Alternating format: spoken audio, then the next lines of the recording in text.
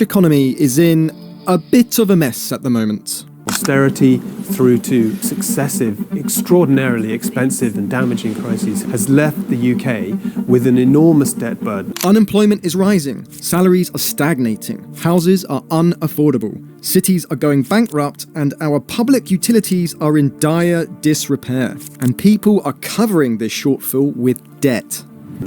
Compared to our friends here, or in fact in any major advanced economy, national debt in the UK has ballooned the most since COVID. But what if I told you that we have actually been here before, and that this slump was set in motion almost 60 years ago, with these boring British townhouses? Referendum night in the United Kingdom. After a bitterly fought campaign, the British public voted to leave the European Union.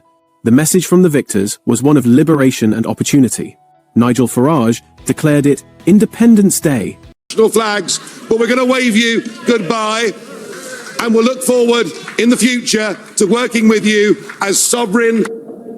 While Boris Johnson promised a new global Britain, free from the shackles of Brussels, ready to forge lucrative new trade deals and take back control of its destiny. The barriers in the path of this country and our smooth departure from the EU, and there's no doubt that there are a few boulders still lying in the way, but I fear that we are at present pointing in the wrong direction. Supporters across the country were jubilant. They believed in a revitalised future for the UK. The government would cut red tape, turbocharge the economy, and usher in a new golden age. The British dream, reborn. But fast forward to 2025, and that dream has curdled. The sunlit uplands have given way to a landscape of permanent crisis. The cost of living has become unbearable, public services are collapsing, and a growing number of people, from skilled British professionals to the very migrants who once saw Britain as a promised land, are now heading for the exit. The British dream has become a nightmare. This is the dark side of the UK. If you talk to real people across Britain today, you'll hear a story of profound disillusionment and exhaustion. They will tell you how the basic promise of a decent life, a secure job, an affordable home, and reliable healthcare feels broken. Brexit. I haven't really noticed any.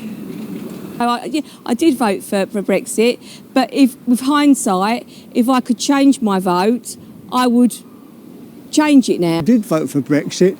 They should have had second thoughts. The situation we're in, we were getting ripped off left, right and centre by... Now they have to start from zero, so a lot of costs. I came shopping now. I went to Asda's. I went to, Lidl.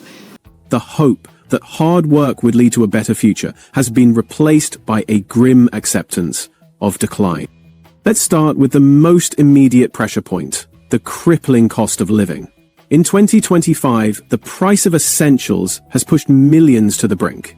Although the headline inflation rate has cooled from its 41-year high in 2022, the cumulative damage is done.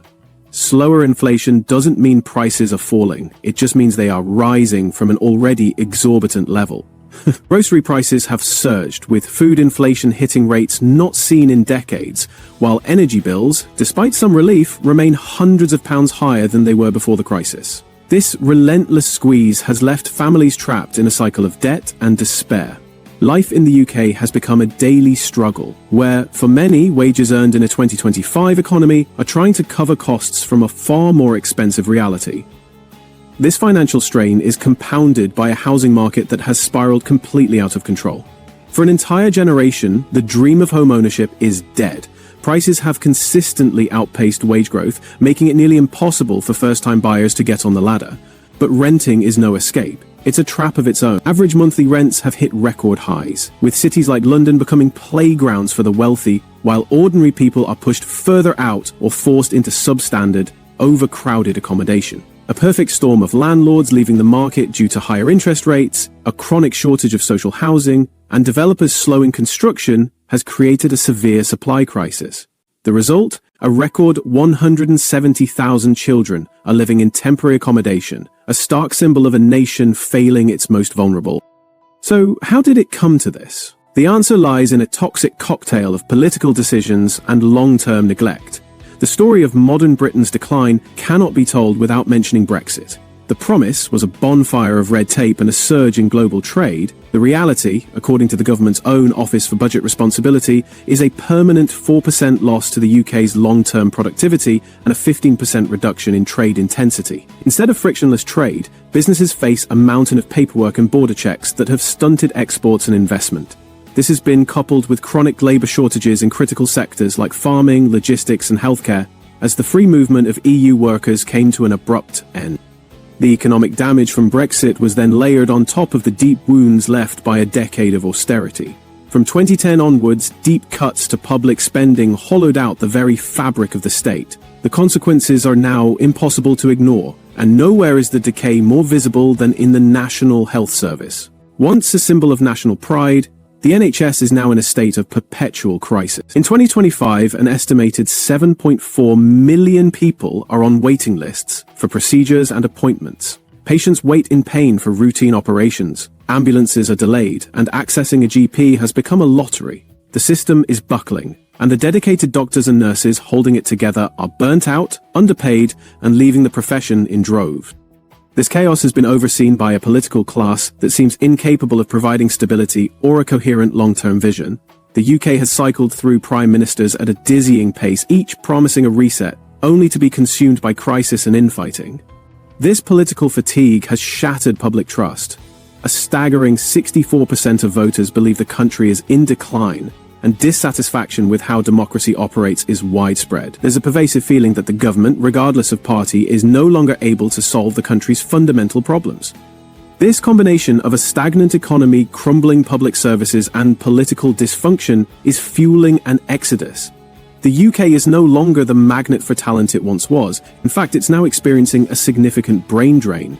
Skilled British professionals, doctors, engineers, scientists, and entrepreneurs are leaving for countries like Australia, Canada, and the United States, seeking higher salaries, a lower cost of living, and a better quality of life. They feel overworked, underappreciated, and see a culture that is increasingly hostile to ambition and success. It's not just Brits who are leaving. Many migrants and EU citizens who built their lives in the UK are also packing their bags. The post-Brexit landscape, combined with the economic turmoil, has made Britain a less attractive place to live and work. Provisional estimates for the year ending December 2024 show that while immigration has fallen, emigration has risen to over 500,000 people, with more EU citizens leaving than arriving. People are voting with their feet, seeking stability, opportunity, and a future they can count on, a future many no longer believe is possible in the UK. The picture in 2025 is grim. A country haunted by the ghosts of its own political choices, grappling with deep-seated economic and social decay. The promise of taking back control has, for millions, resulted in losing control over their own lives. The British dream of quiet prosperity and security feels more distant than ever. The only question left is whether there is the political will and national unity to pull the country back from the brink. But let's hope that something changes soon. What are your thoughts on this? Do you think Britain will ever be rich and attractive again to everyone? Share with us in the comment section below, and don't forget to subscribe to our channel for more analysis on basic business and economic analysis. Have a great day.